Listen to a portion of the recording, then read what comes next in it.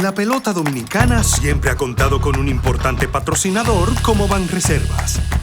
Por eso la brigada puso manos a la obra. Ya en el toquecito por tercera, están tomando las medidas para recibir a los miles y miles de fanáticos. Cesarina está al tanto, porque el pedido que le hicieron es más grande que en cualquier otro año. Hasta Doña Tere sabe que esta temporada va a facturar, gane o pierda su equipo. Y Felipe, que lo contrataron para las transmisiones de los juegos, aseguró su casa propia con el programa Mi Vivienda. A Felipe, Doña Tere, al toquecito por tercera, a Cesarina y muchos más, les convino que Banreservas apoyara a la pelota. Detrás de uno que avanza, hay muchos más echando hacia adelante. Banreservas, el banco de todos los dominicanos. Wilton José Encarnación. Bueno, hay menos contaminación visual porque han quitado la mayoría de las vallas que molestaban en el entorno. Las flores que han sembrado, eso contribuye con el embellecimiento de la zona, y el camión de la basura están pasando 2 veces, pasa en la mañana y pasa en la tarde. Ayuntamiento de Santo Domingo Este. De vuelta al barrio es para celebrar lo mejor de nuestros barrios y nuestra juventud.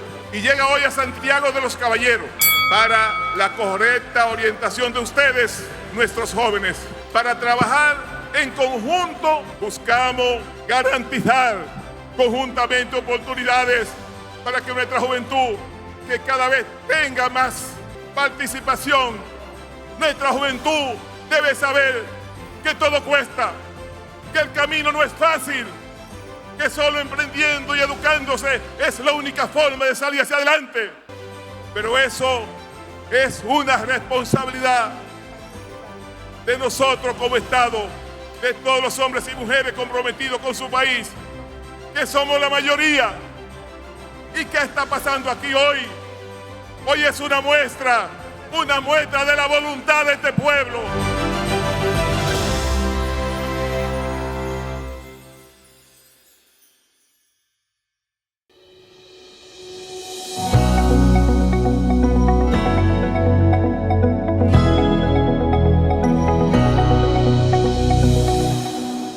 Gracias por acompañarme en esta nueva entrega de Comunícate con Susi, edición especial Propuestas para el País. Hoy vamos a tener un invitado sumamente especial y como ustedes saben, casi siempre tenemos invitadas del género femenino, pero hoy nos acompaña un caballero muy querido. Él es candidato a diputado por la circunscripción número 1 del Distrito Nacional, nuestro querido amigo José Gregorio Cabrera, por la Fuerza del Pueblo.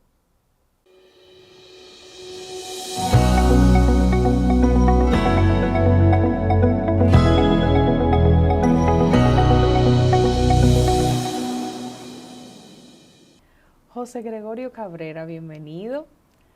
Abogado, ¿cuándo surge esa chispa por el derecho? Mira, si tú supieras que yo estudié Derecho, porque mi vocación real es escribir. Yo soy un escritor nato y de hecho, humildad aparte, se me da muy bien.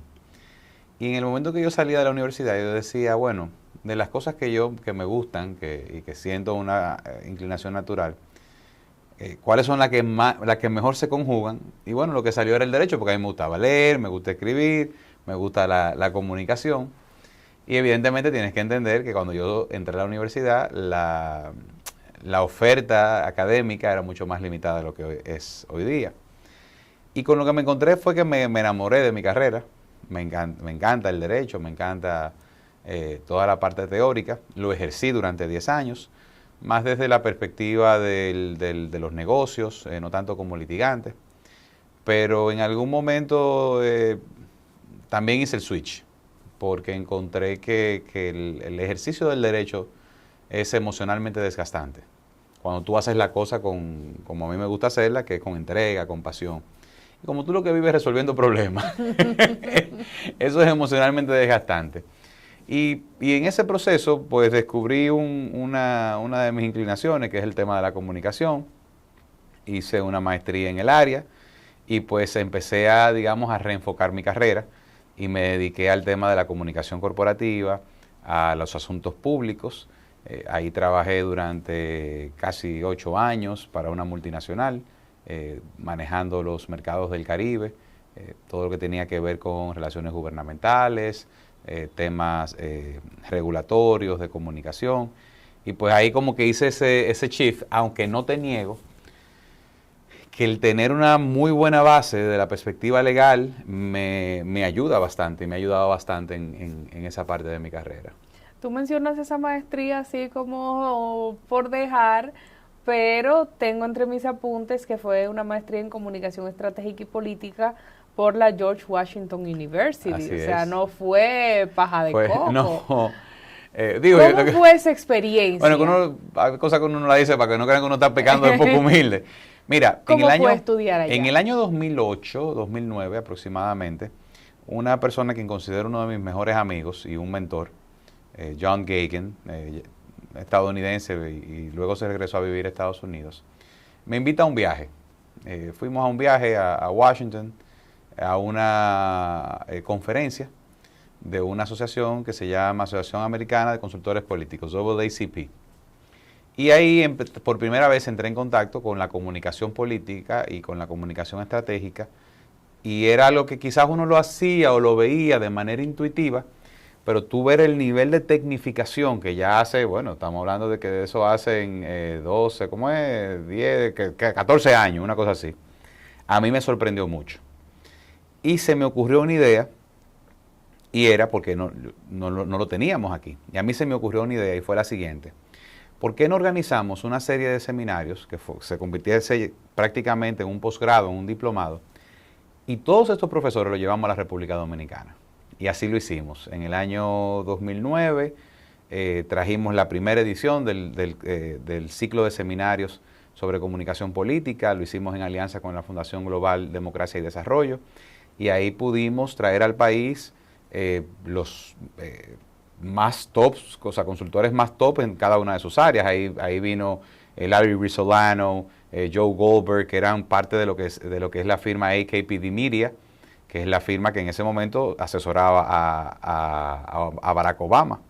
Acababan de ganar, era la Obama manía, acababan de ganar las elecciones. Ahí trajimos a Nancy Boxer, ahí trajimos a una serie y muchos de ellos incluso se quedaron trabajando aquí en la República Dominicana. Y fue un proceso interesantísimo, porque cuando tú exploras algo para lo que tú tienes una tendencia natural y redescubre, como que tú redescubres un mundo totalmente nuevo, cuando tú sabes, como cuando te abren los ojos, tú nunca has visto. En mi caso yo hice un programa que era mitad remoto, era un programa ejecutivo en el que yo una buena parte del programa lo hacía desde aquí, otra parte lo hacíamos en Estados Unidos, y fue muy enriquecedor. O sea, me permitió conocer además a profundidad del sistema político norteamericano y entender la complejidad de las tensiones políticas en Estados Unidos y qué tanto, aun cuando nosotros dicen que nosotros somos el patio, que cuando a ellos les da gripe, ¿cómo es? Que a ellos les da gripe nosotros estornudamos, una cosa así que se dice. Pero ahí entendí qué tan importante y qué tan relevante son las relaciones con los Estados Unidos para países como el nuestro. Por la cantidad de dominicanos que viven allá, por la cantidad de relaciones comerciales que tenemos. Y sí, fue una experiencia súper interesante. Y como te dije, me hizo cambiar prácticamente por completo el curso de mi carrera profesional. Dentro de tu carrera profesional también tuviste una gran experiencia en la MESIT, en el Ministerio de Educación Superior, Ciencia y Tecnología. Sí. ¿Cuál fue tu trabajo allí que desempeñaste por una cantidad de años considerable? En el año 2002, bueno, esta misma persona, John Gagan, llega al país y nos hacemos muy amigos, y él trae al país un programa que luego se hizo muy conocido y que muchos de los que nos ven han participado o sus hijos han participado, y es el modelo de las Naciones Unidas. Oh, claro que sí. Entonces, ahí en el 2002, nosotros empezamos a implementar ese programa aquí en la República Dominicana y el presidente Fernández, que en ese momento era expresidente, y por impedimento constitucional no siquiera nos imaginábamos que podía volver a ser presidente, pues entendió la magnitud del programa y nos apoyó 100%. Y en el año 2004, cuando él regresa al gobierno, él nos lanza un reto y nos dice, miren, este programa es interesantísimo y es una revolución educativa. Sin embargo, por los costos que tiene, lo que yo veo que estamos generando es una profundización del gap, o sea, de esa brecha educativa. Están participando prácticamente solamente los estudiantes del sistema privado, ese beneficio no le llega al sistema público y eso va a generar una brecha importante.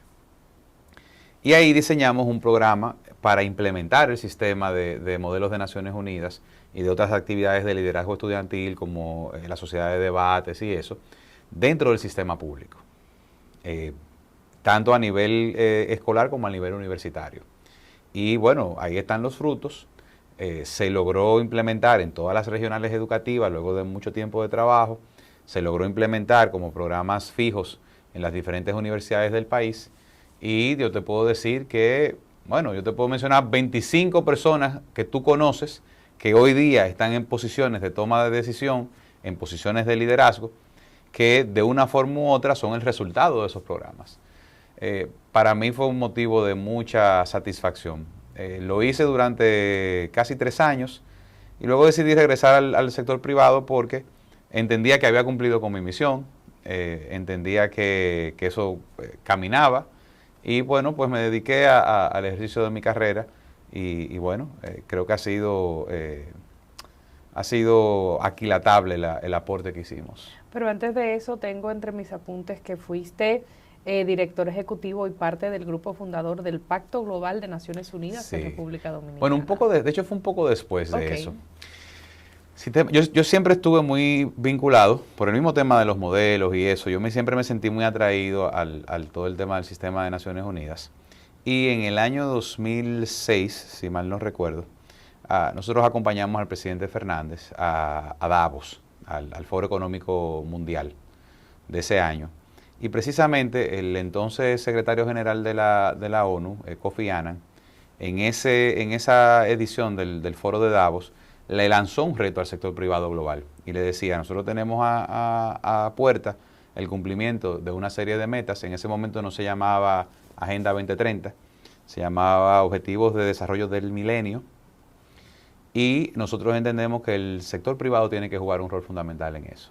Y de ahí nace lo que se conoce como UN Global Compact o Pacto Global de las Naciones Unidas, que no es más que una serie de principios para que el sector privado a nivel mundial se integre al cumplimiento de esos objetivos de desarrollo sostenible.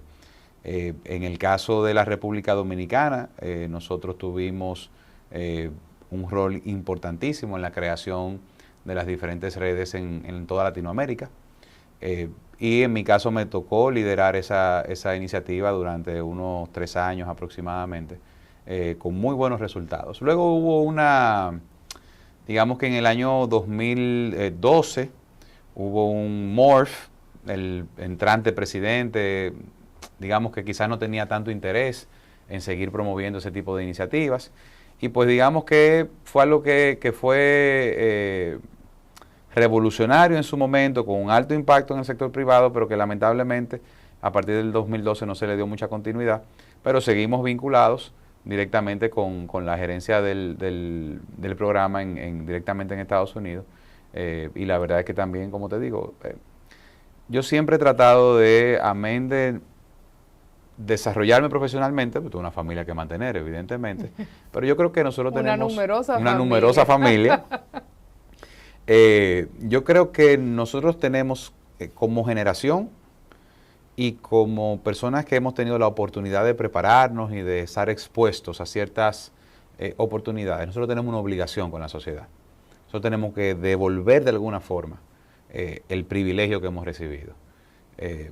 Y por eso yo siempre me he sentido inclinado a ese tipo de iniciativas en las que uno pueda ver que lo que estás haciendo tiene un impacto real en la vida de la gente y que es medible, y que tú veas que el esfuerzo que pones de alguna forma le cambia o le toca la vida a otra persona. Laboraste también en Philip Morris. Sí, casi 8 años. Ahí una tuviste experiencia. una importante labor. Sí.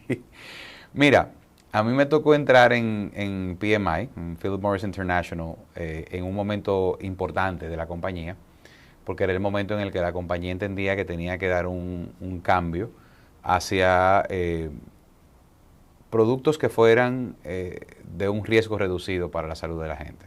Estamos hablando de un monstruo tabacalero, la compañía más grande del mundo de producción de productos de tabaco. Yo siempre he estado vinculado a la industria, no solamente desde esa perspectiva, sino también desde la perspectiva de los cigarros. Y fue un momento interesante porque era el momento en el que la compañía había decidido a nivel global, se había puesto como meta dejar de vender cigarrillos. Y el proceso regulatorio, estamos hablando de una empresa, de un producto que es hiperregulado, hipertaxado, es decir, tiene un nivel de impuesto altísimo, y a mí me tocó manejar 28 mercados del Caribe. Empecé con los mercados de habla inglesa, CARICOM, luego se me asignó los de habla francesa, y luego terminé también asumiendo los holandeses, Aruba, Curazao, Bonaire, etcétera. Y la gente, a veces yo le digo esto a la gente, y bueno, sí, él manejaba el Caribe, pero para la función que yo hacía, eran 28 mercados, con 28 gobiernos, con 28 reglas, ¿verdad? Set de reglas, marcos regulatorios distintos, con 28 marcos impositivos distintos. Y la verdad es que era un trabajo intenso, arduo, pero del que yo aprendí muchísimo. Y yo decía, mira, después de haber salido de aquí, cualquier otra industria en la que yo trabaje, me va a parecer un paseo en el parque, porque es que por ser tabaco, evidentemente todo lo que es tabaco y alcohol recibe mucha presión. Pero aprendí muchísimo, hice una cantidad de relaciones importantísimas, fue de un inmenso crecimiento, y además salí de ahí con una familia, porque mis compañeros de trabajo, mi equipo, son personas, algunos todavía permanecen, los menos, pero algunos todavía permanecen en la compañía. Fueron personas con las que aprendí mucho, me desarrollé mucho, y con las que logramos una sinergia de trabajo que yo, la verdad, que pocas veces he trabajado con equipos tan integrados como ese que me tocó en PMI. Trabajaste también en Infinity Media. Sí, bueno, esa es la empresa que yo, al salir yo creo que uno cumple ciclos, y cuando salí entró la pandemia, y yo empecé a cuestionarme qué era lo próximo. Ya yo tenía, como te digo, casi 8 años trabajando en una gran multinacional, pero yo decía, bueno, ya yo tengo que, yo viajaba de 2 semanas, a veces 2 semanas de corrido, era un trabajo muy intenso. Y yo sentía que me estaba perdiendo un poco la vida de mis hijos, y que había una serie de cosas de las que me estaba perdiendo. Y ahí entonces hice el clic y dije, mira, yo tengo que pasar de un rol más activo, quizás, a un rol un poco más de consultoría, un rol más pasivo. Y ahí entonces, digamos que hice ese shift. Y la verdad es que fue muy interesante. Me permitió ampliar además la cantidad de industrias con las que trabajé. Ya no era solamente tabaco, sino que empezaba a ver temas de energía, empezaba a ver temas del sector automotriz, empecé a ver temas ahí también de la industria ya de alimentos, de productos de consumo masivo, y eso me abrió muchísimo más, como que el abanico de cosas, sobre todo en el sector energía, que es un sector que a mí me apasiona mucho, me llama mucho la atención, y que empecé a entender lo estratégico que es para el desarrollo de una nación. Y que es un sector que son ellos, o sea... Es un sector muy particular. Sí, para entrar es complicado. Es complicado, es muy técnico. Bueno, ahí le cogí mucho más cariño a tu madre, porque debo decir que me sirvió muchísimo de guía, sus consejos, su visión, su conocimiento del sector. A mí Bueno, tú le puedes preguntar, yo a doña Susana la llamaba cada rato, porque de verdad que es un sector complejo, pero es un sector fundamental para el desarrollo de una nación. Yo creo que, si tú me preguntas, debe ir casi a la par de salud y educación. Sí. Porque es que la ampliación de una economía, la expansión de una economía, tiene necesariamente que ir íntimamente vinculada a esa visión de desarrollo del sector energético. Y es un sector que te demanda un nivel de planificación como ningún otro. Sí, así es. Entonces, para mí yo creo que eso fue de mis experiencias más enriquecedoras. Eso me llevó luego también a otra experiencia, que fue ser director senior de una firma consultora extranjera, Llorente y Cuenca, donde estuve, bueno, hasta ahora que decidí asumir una candidatura política. Y te digo,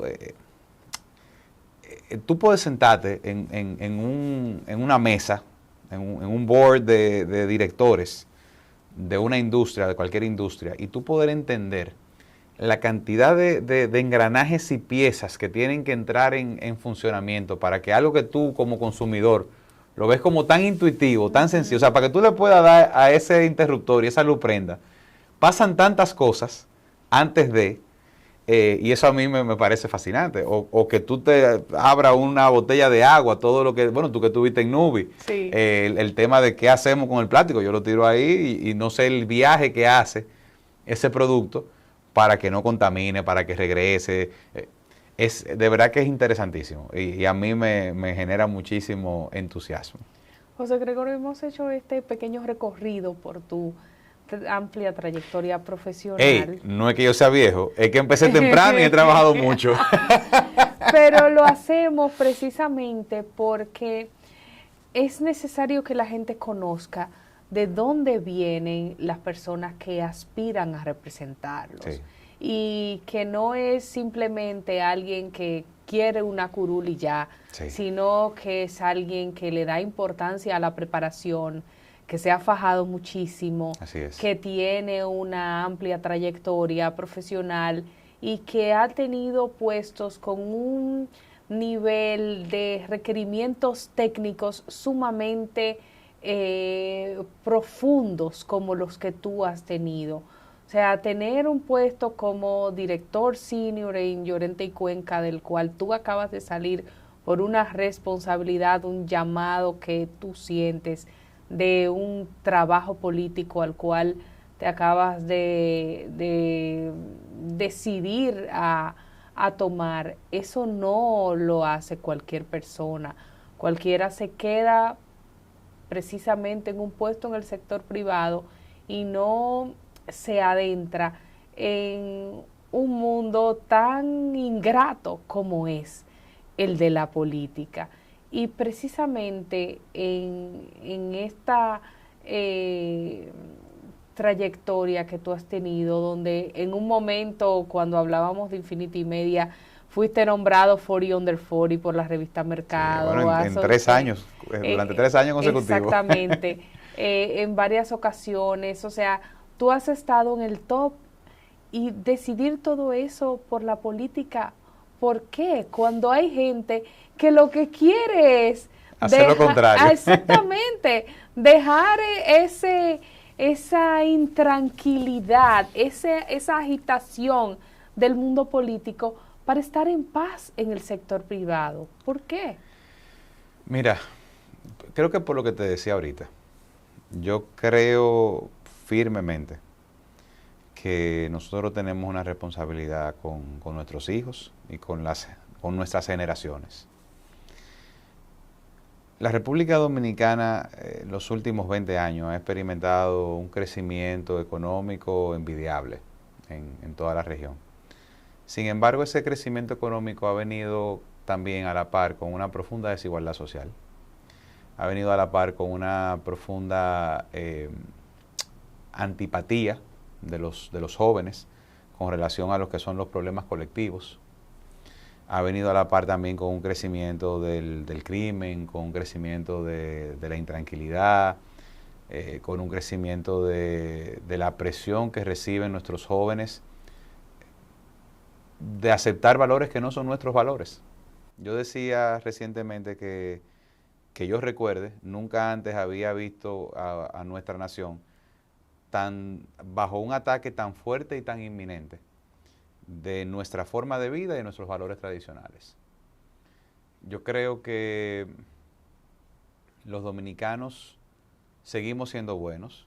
O sea, yo creo que ese portrait, ¿verdad? Esa figuración que se hace del dominicano amable, amistoso, caluroso, decente, se contrasta profundamente con el dominicano que está dispuesto a darse un tiro con otro en un semáforo. Y yo creo que el dominicano no es ese del semáforo.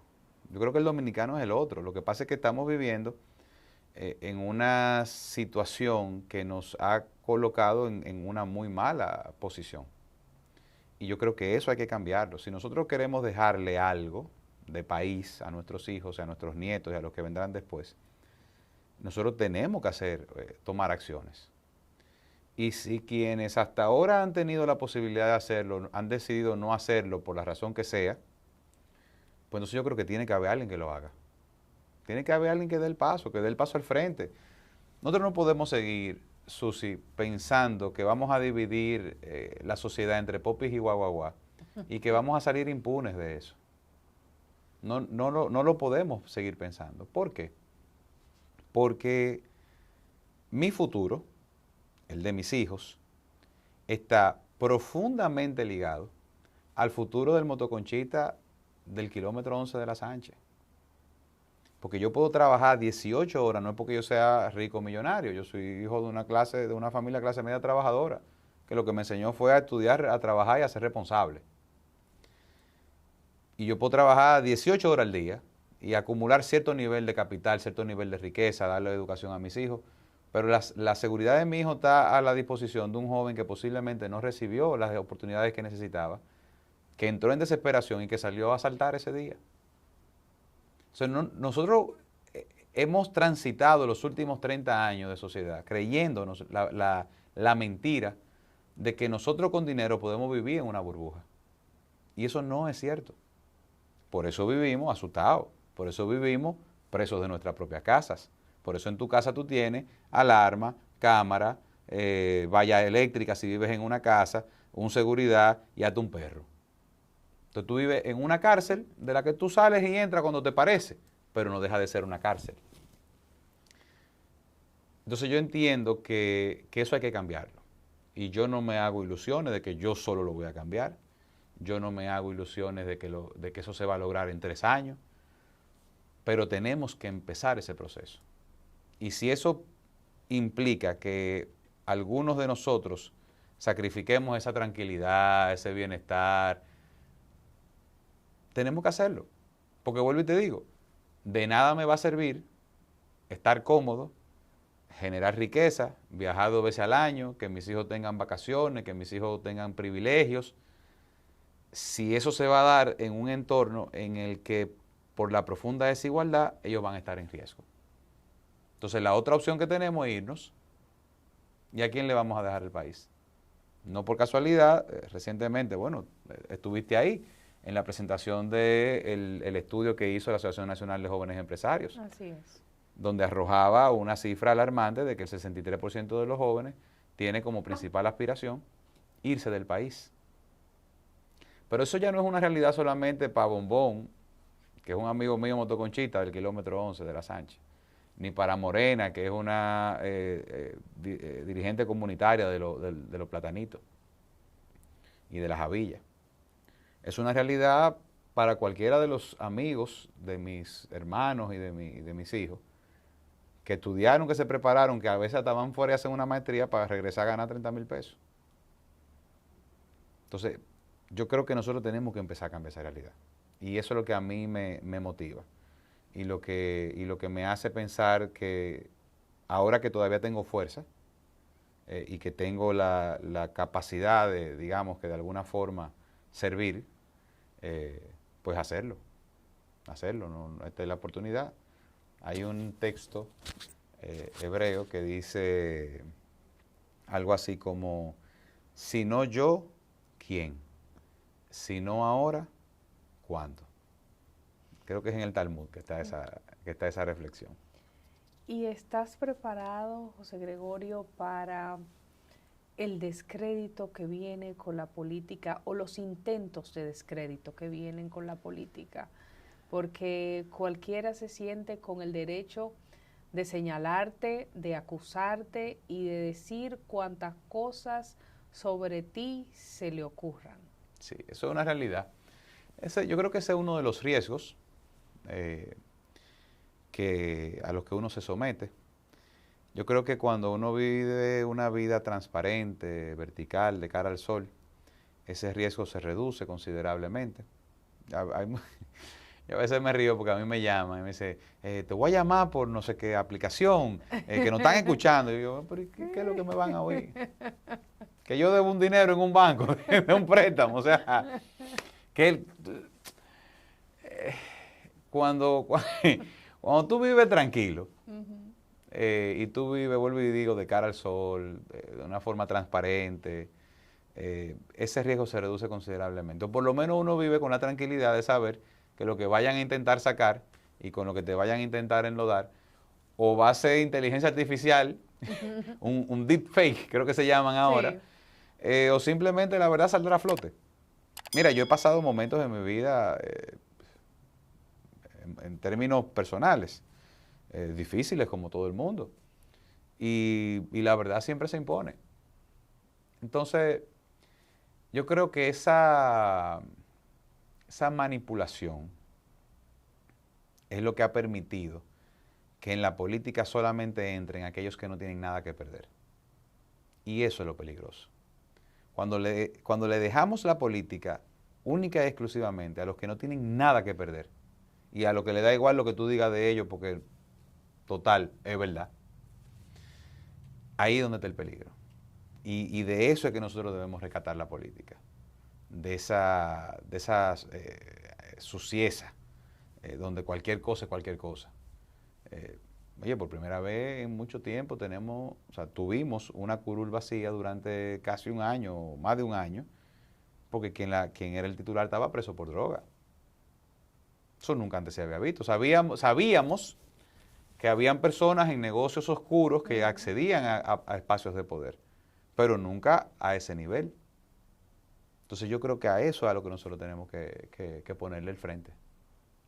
¿Tú crees que el pueblo dominicano está consciente a nivel profundo de todas las necesidades que ellos mismos tienen?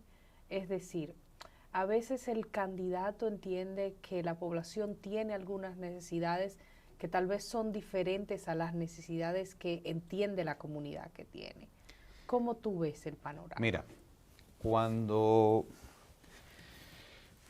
yo tomé esta decisión, yo, antes de cristalizarla y de hacerla pública, yo me dediqué durante al menos 2 meses, acompañado de un grupo de profesionales amigos, a visitar a la gente y a hacer encuestas, hacer algunos grupos focales, pero sobre todo a visitar a la gente y a entender, a escuchar. Hacíamos a veces un cafecito,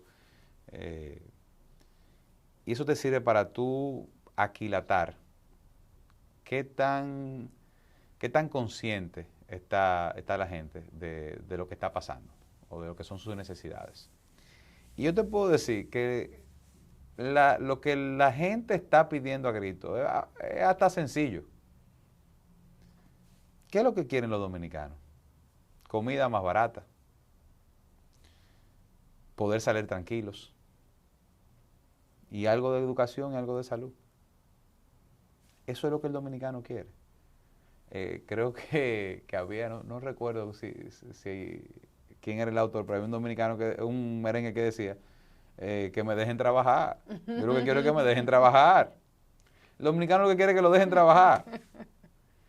O sea, el dominicano lo que quiere es poder salir, hacer su trabajo, encontrar un trabajo digno, llegar a su casa, poner el moro en la mesa y una que otra vez un fin de semana darse un traguito y jugar un dominó. Esa es la realidad del dominicano, en su inmensa mayoría.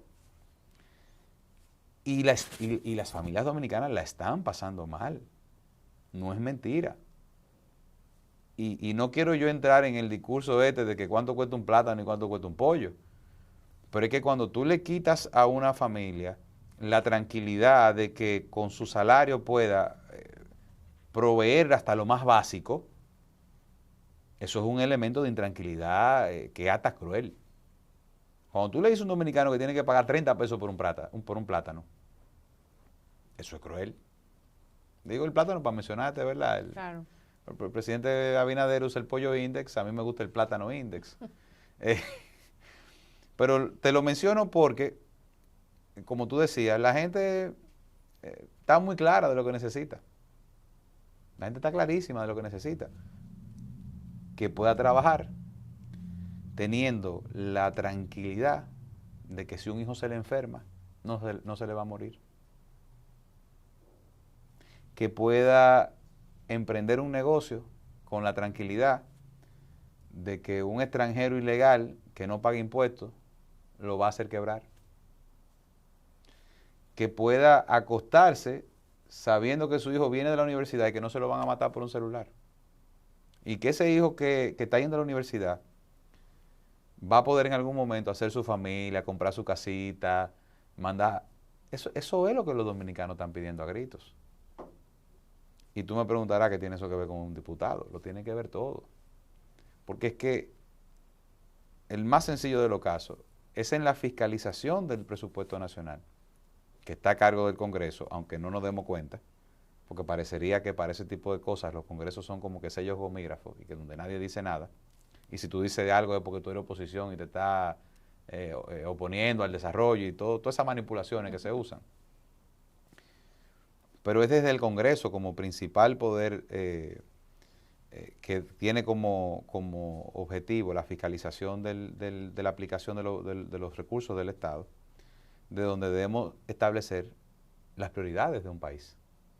Y si el Poder Ejecutivo no se da cuenta de cuáles son las prioridades, entonces tenemos nosotros que decirle a ellos cuáles son las prioridades. Y lo vemos en educación. Susi, 4.200 millones de dólares se han gastado, se han echado a la basura en el sector educativo desde que aprobamos el 4% para la educación.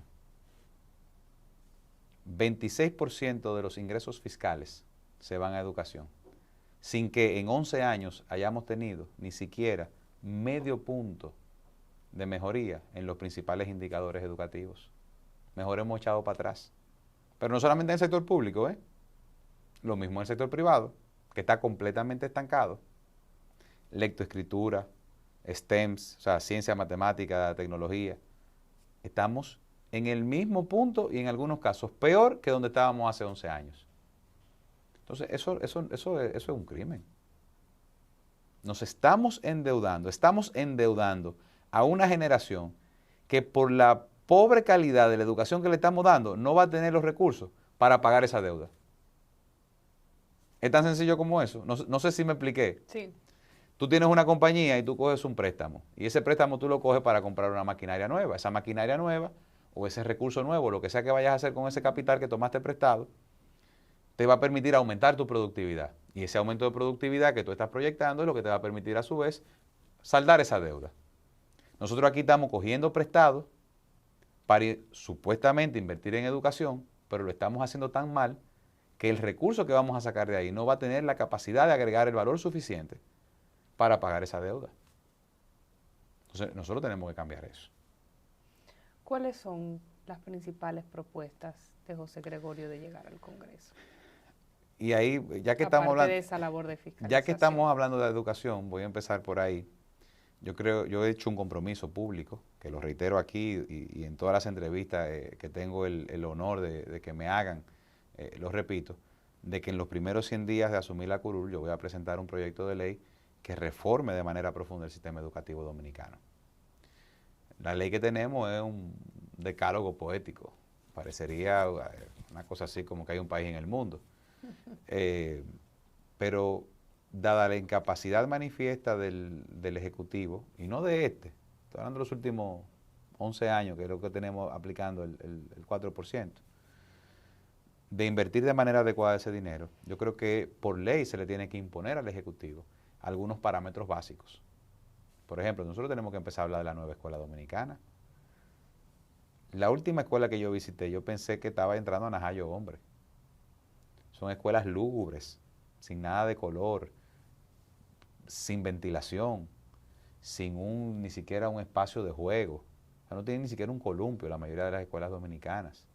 Es decir, el clima de hostilidad que se vive en un centro escolar no es el clima propicio para que un niño se eduque y se desarrolle. Pero también tenemos que hablar de cómo vamos a dividir el presupuesto. Nosotros tenemos una población vulnerable. Hay un tema que a mí me toca mucho, muy de cerca, y lo trato poco para que no se entienda que lo politizo, que es el tema de las personas con autismo y con otro tipo de condiciones de neuroatipicidad, que aquí no se le invierte un centavo. Hay 8 aulas en todo el país en condiciones que no son las correctas. Si nosotros dedicamos el 3% del presupuesto de educación a cubrir las necesidades de esa población que hoy día está profundamente vulnerable, es que tú no te imaginas el cambio que eso hace. Para contratar psicólogas, para preparar maestras sombras, para tener espacios adecuados, para lograr la verdadera integración. Pero eso no solamente impacta al niño, eso también impacta a la familia, porque una familia que tiene un miembro con una condición de neuroatipicidad es una familia donde uno de los padres se vuelve prácticamente improductivo. Tiene que dejar de trabajar para poder cuidar al muchacho. Entonces, eso te cuesta 100 mil pesos al mes. O sea, tú tienes un niño en condiciones adecuadas, te cuesta 100 mil pesos al mes. ¿Cuántas familias dominicanas generan 100 mil pesos al mes? Solamente para eso. Entonces, yo creo que nosotros, por ley, vamos a tener que imponerle al Ejecutivo, en tema de educación, una serie de medidas que permitan que nosotros salgamos del encharcadero que tenemos en la educación dominicana. Y luego tenemos el tema que te mencionaba ahorita, del costo de los alimentos. Y tú me vas a decir a mí, bueno, pero ¿qué tiene que ver un diputado con el precio de los alimentos? Lo tenemos que ver todo. Porque es que luego de la pandemia, lamentablemente por una serie de políticas incorrectas, o lo que yo considero una serie de políticas incorrectas, los productores dominicanos están en una situación muy difícil. Y yo creo que la única forma en la que nosotros podemos impactar y controlar el precio de la canasta básica es incentivando el desarrollo del campo dominicano. No solamente para que produzcamos más y mejor, sino también para que le podamos agregar mayor valor a lo que sale de la tierra. Yo siempre digo que yo no entiendo por qué, si el mejor cacao orgánico del mundo es el dominicano, los mejores bombones son los suizos. Entonces, ¿qué es lo que tienen los suizos que no tenemos nosotros? Que eso, tú me podrás decir 500 cosas. Bueno, pero vamos a acercarnos ahí. O sea, vamos a Suiza, vamos a ver cuáles son las maquinarias que usan. O vamos a decirle a los suizos, mira, ven, instálate aquí. Mejor que vengan, pues si vamos a Suiza se queda una parte. Vamos a hablar de nearshoring. A propósito de todo el tema de nearshoring que está ahora tan de moda. Óyeme, instálate aquí, yo te voy a poner el cacao ahí en tu fábrica, te voy a poner la gente. Es decir, hay una serie de elementos que hay que integrar en la cadena productiva dominicana y de impulsar a la agroindustria, que yo no sé por qué no se ha hecho, por qué no lo hemos pensado. Hay una serie, por ejemplo, el tema de la producción de piñas, sobre todo en el área de Cotuí, Monteplata, que era una industria que estaba, óyeme, despegando aquí. Yo conozco amigos míos que de hecho, o sea, se metieron en ese negocio. Quebraron la mayoría. ¿Por qué? Hoy tú no encuentras una piña decente en un supermercado. Yo te pago a ti a 500 pesos por encima del precio de mercado una malla de naranja Barceló, que era nuestra naranja criolla. Tú vas al supermercado y tú lo único que encuentras son esas que traen de la Florida. Sí. Más nunca ha aparecido una naranja criolla. Entonces, ¿qué significa eso? Que tú estás destruyendo el aparato productivo de una nación. Y eso nosotros no podemos permitirnoslo. Tenemos que ir en auxilio. Y tú dirás, bueno, ¿y qué tiene que ver el campo dominicano con los votantes de la primera circunscripción del Distrito Nacional? Lo tiene que ver todo. Porque ¿dónde que comemos la mayor parte de los... O sea, ¿dónde que vive la mayor cantidad de gente? ¿Dónde que se consumen todos esos productos? ¿A quién es que le impacta? El problema del supermercado o del colmado, ya no es el problema del ama de casa de bajo nivel adquisitivo, es el problema tuyo y mío. Que por primera vez en mucho tiempo uno habla con los amigos de clase media y te dicen, bueno, donde yo compraba 10 libras, ahora compro 5. Entonces eso nosotros tenemos que abordarlo. Y el tercer eje que para mí es fundamental es el tema de la seguridad. Eso no lo podemos resolver por ley, pero yo entiendo que fiscalizando cómo se invierte el presupuesto de la Policía Nacional, nosotros tenemos que asegurarnos, no solamente que nuestros agentes ganen más dinero en términos salariales, sino que también estén mejor entrenados y mejor equipados.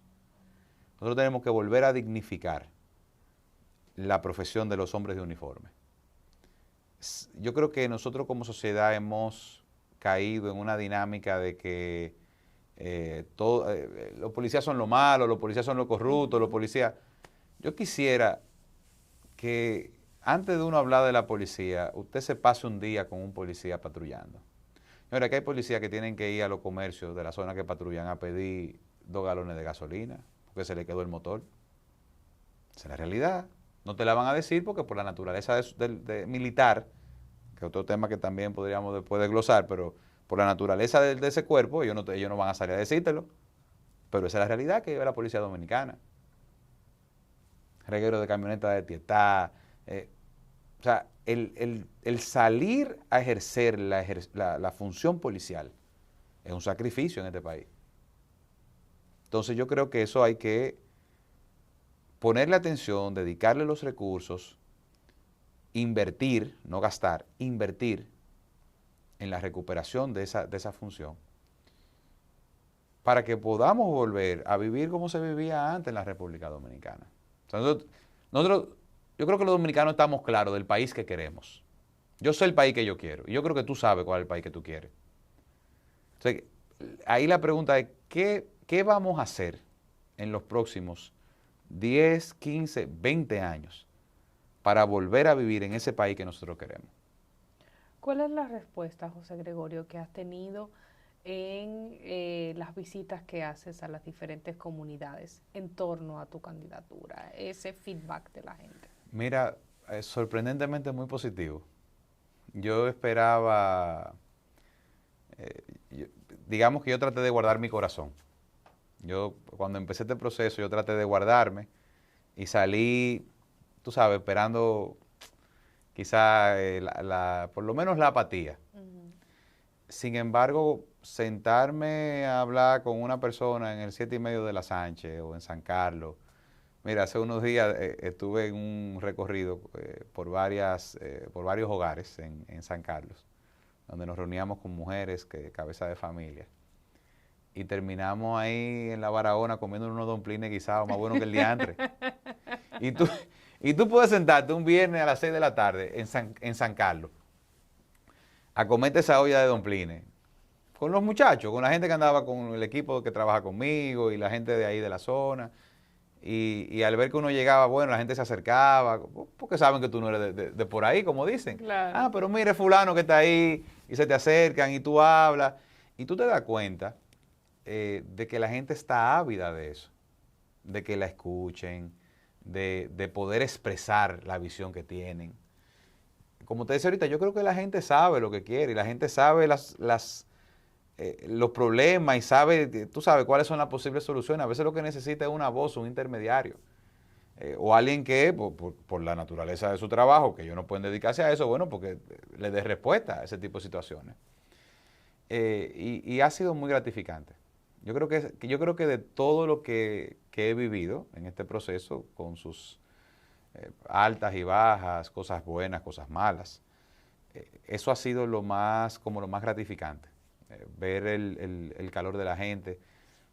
Hay una zona ahí en Los Kilómetros que se llama San Gabriel, y visitando hace unos meses, a propósito de la crisis de agua que había en la ciudad, logramos que algunos amigos pues colaboraran y nosotros llevar camiones de agua a esas comunidades. Y me senté en un momento con uno de los vecinos, de las vecinas, y tomamos un cafecito, comemos un pan con café, y escuchar cómo ellos ven las cosas es muy gratificante. porque te permite entender que tomaste la decisión correcta. Mencionabas cosas malas. ¿Cuáles han sido las cosas malas de este proceso? Mira, bueno, parte de lo que decías ahorita, hay mucha gente que sin conocer quién eres, sin conocer de dónde vienes, se atreven a emitir juicios de valor incorrectos. Eso aunque uno, digamos, que uno se pone un traje de teflón, pero eso no deja de tener su impacto emocional, porque tú dices, Claro. pero ¿por qué alguien podría decir eso de mí? ¿O por qué alguien quisiera hacerme daño de manera deliberada? Cuando yo lo que estoy es, tú sabes, haciendo un sacrificio, dando un paso al frente y tomando esta asignación. Son procesos que son generan mucha ansiedad. O sea, son procesos con mucha incertidumbre. La política los políticos manejamos mucha incertidumbre. Y me dice que manejamos, yo me considero político ya. Bueno, Bueno, te metido en esto, ¿verdad? No está corriendo. Manejamos mucha incertidumbre, sobre todo cuando vamos a posiciones electivas como esta, cuando nos sometemos al escrutinio de la voluntad popular. Y a veces lo que más asusta y más ansiedad genera no es el escrutinio de la voluntad popular, sino la imposición de decisiones políticas por encima de esa voluntad popular. Porque al final tú haces tu trabajo. Y esa es la gran diferencia entre lo que sucede quizás y vivimos en el sector privado a lo que se vive en esta área. Y es que tú en el sector privado te pones una meta, haces una planificación, gestionas los recursos, haces el trabajo, vas proyectando, vas midiendo, vas ajustando y tú sabes medianamente cuál va a ser el resultado. En esto no hay forma de tú medirlo. Yo he hecho mi trabajo, he implementado, digamos, las cosas que tengo que implementar en términos de darme a conocer, de colocar la propaganda que tengo que colocar. Sin embargo, es posible que aún así haya una decisión política que se imponga a esa realidad. ¿Estás preparado por si eso pasa? Yo creo que será la voluntad de Dios. No se mueve una hoja de un árbol sin que Dios lo permita. Y si esa es la voluntad de Dios, yo lo asumo con la paz y la serenidad de saber que si Él lo permitió es porque era lo mejor. Yo tengo una profunda fe, yo soy una persona de mucha fe. Yo entiendo que Dios conoce el contenido de mi corazón, Dios conoce mi obrar, Él sabe por qué yo he tomado esta decisión y sabe cómo lo he asumido y cómo me he comportado. Y eso a mí me da la serenidad y la tranquilidad de saber de que, como te dije ahorita, yo he hecho todo lo que yo tengo que hacer. Si aún por encima de eso no se me da la oportunidad, bueno, Dios no lo permitió y por algo será y en su momento yo lo entenderé. No soy yo quien para cuestionar a Dios. Ni soy yo tampoco quien para cuestionar el liderazgo de mi partido. Yo asumiré la decisión. Creo que me he preparado, creo que los resultados están ahí. Creo que, digamos, que donde quiera que voy trato de aportar, de que lo que quede cuando yo salgo de un espacio sea mejor de lo que estaba cuando yo lo encontré. Esa es la experiencia y pueden preguntar con la gente que ha trabajado conmigo. Hay mucha gente que me dice, pero a veces yo salgo con mis hijos. Yo tengo 6 hijos. Yo estoy casado en segundas nupcias. Decíamos que una familia numerosa y no nos equivocamos. Yo estoy casado en segundas nupcias y bueno, tengo 3 hijos, o sea, mis 3 hijos, los 3 hijos de mi esposa, viven todos, o sea, vivimos todos juntos. O sea, que tenemos 6 niños, ya algunos son adolescentes. Y a veces salgo con ellos a la calle y ellos se molestan porque dicen que si vamos a cenar a las 8 tenemos que salir a las 7, porque donde quiera que llegamos yo duro media hora saludando a la gente. Y yo le digo, denle gracias a Dios de que eso es así, porque eso significa que la gente quiere saludarme. Si yo fuera una persona abyecta, desalmada, ¿verdad? La gente no quisiera ni verme. Claro. Entonces, siempre una conversación que tenemos en mi familia. Y ese es el resultado de que, como te decía, Mi abuelo, que en paz descanse, que tuvo una impronta muy fuerte en mi vida, al igual que mi abuela también y mis padres. Mi abuelo siempre decía, nunca le hagas el mal a nadie. Siempre que puedas, haz el bien. Y si algo que haces daña a otro, que no sea de manera deliberada. Porque no siempre podremos complacer a todo el mundo, no siempre lo que hagamos va a satisfacer a todo el mundo. Pero no es lo mismo que cuando tú te sientas a planificar para dañar a alguien. Claro. Y yo creo que el hecho de que ese es mi obrar en todos los aspectos de mi vida, yo creo que eso es lo que me permite, me da el privilegio de eso, de que la gente sienta cercanía conmigo, sienta, ¿sabes? Tratando, no, tampoco no es que me estoy aquí dando coba, pero es así, o sea, donde quiera que he tenido que trabajar o participar, creo que dejo una buena impronta. Comentábamos fuera del aire, José Gregorio, de la importancia de preservar la bondad de nuestros corazones en la política. Sí. Y quiero preguntarte ahora frente a cámaras, ¿cómo has hecho para cuidar esa manera tuya de ser tan bondadosa en un ambiente que es tan complicado y donde a veces hay tanta maldad? Tú sabes que cuando yo decidí asumir este camino,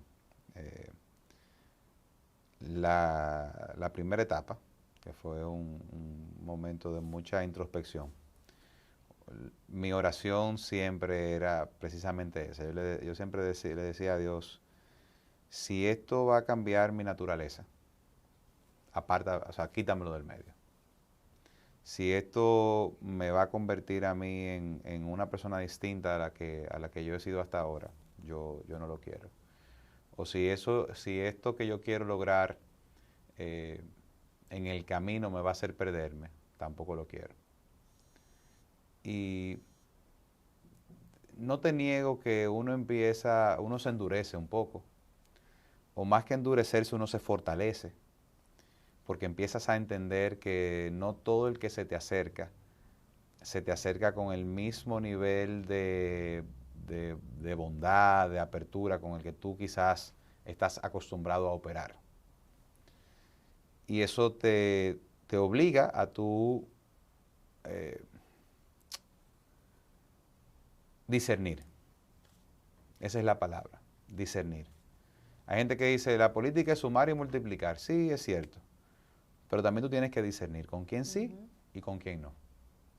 Porque no se puede siempre con todo el mundo, lamentablemente. Y ahora que llegamos, cuando esta entrevista se está haciendo, estamos muy cerca ya de la fase final del proceso primario de los partidos. Y hasta este punto, digamos, que yo he podido ver, digamos, esa hasta agresividad que genera el alto componente de incertidumbre en mucha gente que participa.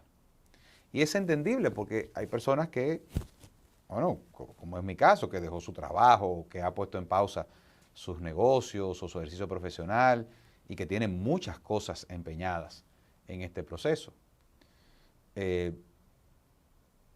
Y eso a veces saca lo peor de las personas. Lo que a mí me ha servido es entender que no es personal, por aquello de los 4 acuerdos, de que no es contra mí, de que no es porque sea yo, sino de que esa es la naturaleza humana y que se manifiesta de diferentes maneras. Y cuando tú aprendes, o intentas al menos, dividir a la persona de la acción, o como diría San Juan, al pecado del pecador, si se quiere, no que estoy diciendo aquí que nadie es pecador, sino no es lo mismo la persona a la acción que esa persona lleva en un momento. Cuando tú aprendes a dividir eso y a discernirlo, yo creo que te ayuda a tú poder sortear las dificultades del ejercicio político. Y de entender que hay gente que tiene una naturaleza y hay gente que tiene otra. Y que no todo el mundo va a ser, ¿verdad?, como uno todo el tiempo. Incluso uno mismo, a veces hay momentos en el que tú quisieras, óyeme, mandar a alguien al carajo, ¿verdad? Y uno se refrena. O un momento, ¿verdad?, en el que los ánimos están caldeados, tú quisieras dar 2 manotazos en una mesa y te toca, pues, aguantarlo. Y yo creo que eso ha sido enriquecedor para mí, me ha fortalecido. José Gregorio, quiero agradecerte haber participado en esta entrega especial de Comunícate con Susi, donde hemos hecho... Bueno, el primer varón soy yo, ¿verdad? Así es. Pero yo me siento privilegiado. Habíamos hecho una vez una entrega con diputados de la República y ahora hemos vuelto a hacer otra... Bueno, con futuros diputados. Otra entrega, exactamente. Eso es un buen adagio. Claro que sí, claro que buen sí. Augurio, perdón, un buen augurio. Y contigo, que sé que tienes grandes propuestas, como hemos visto, grandes propuestas no solamente para tu circunscripción, sino para el país, porque finalmente cuando una persona es elegida y legisla para toda una nación, y más todo lo que hemos conversado va a ser en bien de toda la República Dominicana. Te deseo mucho éxito. Gracias. Mereces esa curul. El país merece tener un legislador de tu calidad, de tu nivel de conciencia y de tu nivel de preparación. Nosotros necesitamos gente en el Congreso que esté preparado, porque no siempre hemos tenido la mejor calidad en nuestros congresistas, y eso no es un secreto para nadie. Para mí ha sido un verdadero honor, un verdadero privilegio tenerte en mi espacio. Ya había compartido contigo en diferentes ocasiones en otros espacios que yo conducía o que tú conducías y me habías invitado, pero tenerte en este, que es el mío particular, ha sido un verdadero honor y un verdadero privilegio. Muchísimas gracias. No, gracias a ti, Susi. Debo decirte, sin ánimo de lisonja, que yo me siento muy honrado de contar con la amistad tuya y de tu familia. Yo creo que, como te decía ahorita, nosotros tenemos una obligación histórica, y el hecho de que tu familia, tu madre, tu padre, toda tu familia, de la que he tenido el placer de conocer, asuma los compromisos que asumen, yo creo que eso es parte de lo que nosotros tenemos que hacer. O sea, que yo de verdad que te lo digo con mucha honestidad, me siento muy honrado, me siento muy agradecido, y para mí es un compromiso, así como lo es con ustedes, que son amigos míos, con todas aquellas personas con las que siento también ese nivel de empatía y de amistad. Para mí es un sentimiento de compromiso profundo de hacerlo bien. De que cuando yo miro a tu mamá a la cara y yo me vuelvo a encontrar con ella en algún sitio, que casi siempre nos encontramos en algunas actividades profesionales, que yo sienta que no tengo que bajar la cara. Eso para mí es fundamental. O que un hijo mío no tenga que bajar la cara cuando mencionen mi nombre. O sea que gracias a ti por el espacio, gracias por el honor de ser el primer varón de este ciclo. Y espero que no sea la última, que la próxima vez que nos veamos, bueno, ya seas congresista. Ya seamos congresistas. Así será, y muchísimas gracias. A ti.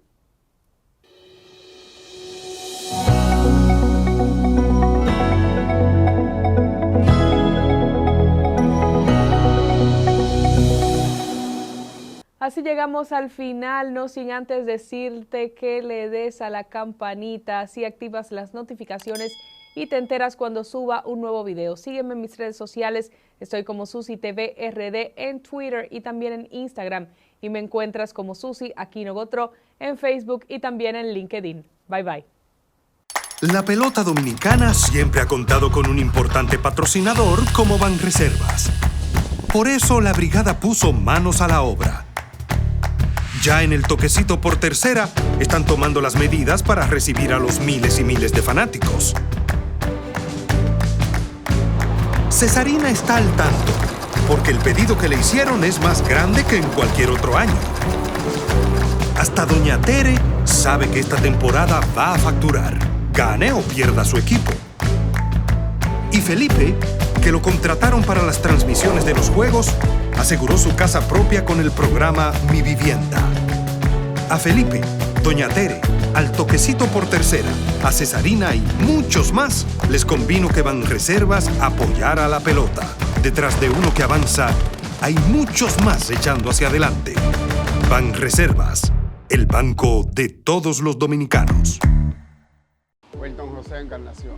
Bueno, hay menos contaminación visual porque han quitado la mayoría de las vallas que molestaban en el entorno. Las flores que han sembrado, eso contribuye con el embellecimiento de la zona, y el camión de la basura están pasando 2 veces, pasa en la mañana y pasa en la tarde. Ayuntamiento de Santo Domingo Este. De vuelta al barrio es para celebrar lo mejor de nuestros barrios y nuestra juventud. Y llega hoy a Santiago de los Caballeros para la correcta orientación de ustedes, nuestros jóvenes. Para trabajar en conjunto, buscamos garantizar conjuntamente oportunidades para que nuestra juventud, que cada vez tenga más participación, nuestra juventud debe saber que todo cuesta, que el camino no es fácil, que solo emprendiendo y educándose es la única forma de salir hacia adelante. Pero eso es una responsabilidad de nosotros como Estado, de todos los hombres y mujeres comprometidos con su país, que somos la mayoría. ¿Y qué está pasando aquí hoy? Hoy es una muestra de la voluntad de este pueblo.